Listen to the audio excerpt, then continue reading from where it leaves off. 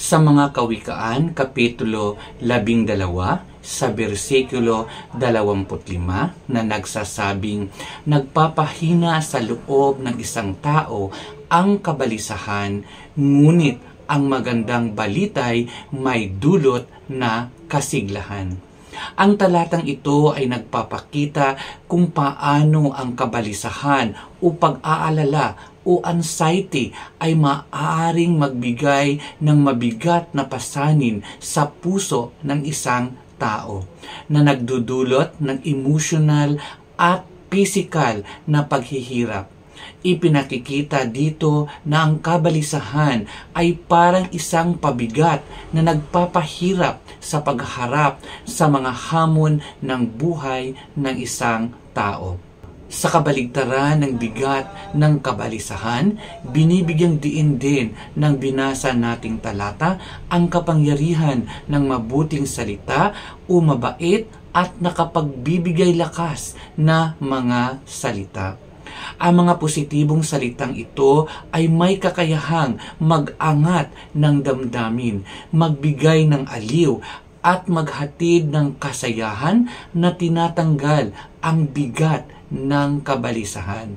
Ang kawikang ito ay nagtuturo sa atin na maging maingat sa epekto ng ating mga pananalita sa iba.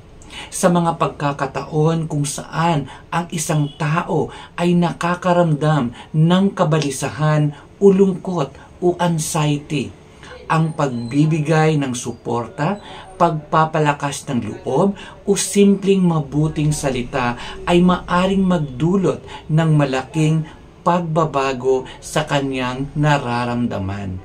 Ito rin ay isang paalala sa atin na hanapin ang mga positibong salita at nagpapalakas ng loob kapag tayo naman ang nakakaramdam ng kabalisahan. Isaalang-alang natin kung paano tayo maaaring maging pinagmumulan ng pagpapalakas ng loob ng iba. Mayroon bang tao sa ating buhay na maaring nabibigatan ng kabalisahan? Paano tayo makakatulong sa pamamagitan ng ating salita o gawa upang mabawasan man lamang ang kanilang nararamdaman? Ang ating mga salita ay may kapangyarihan upang magpabigat o magpagaan ng loob ng iba. Maging intentional tayo sa paggamit natin ng ating mga salita upang magbigay ito ng aliw, saya at pagpapalakas ng loob sa mga taong nasa paligid natin. Tayo ay namumuhay sa mundo na pabago-bago. Nabubuhay tayo sa mundo ng walang kasiguruhan. Sa isang mundo ng trahedya ay maaring mangyayari kahit sa pinakamakadiyos na Kristiyano.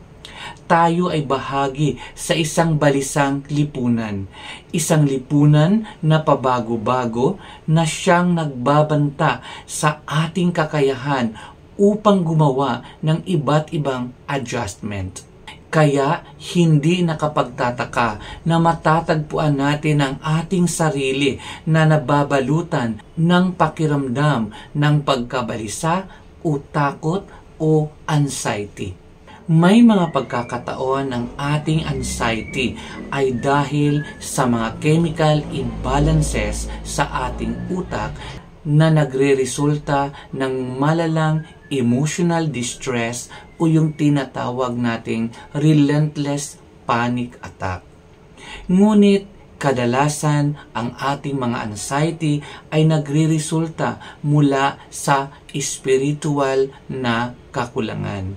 Dahil kapag ang ating espiritualidad ay wala na o ubos na, ang pinakamabuting prescription ay hindi matatagpuan sa ating medicinal cabinet, kundi matatagpuan ito sa kailaliman ng ating mga puso.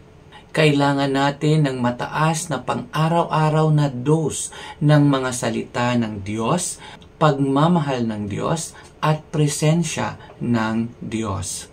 Paano ba natin makukuha ang mga pagpapalang ito mula sa ating manlilikha?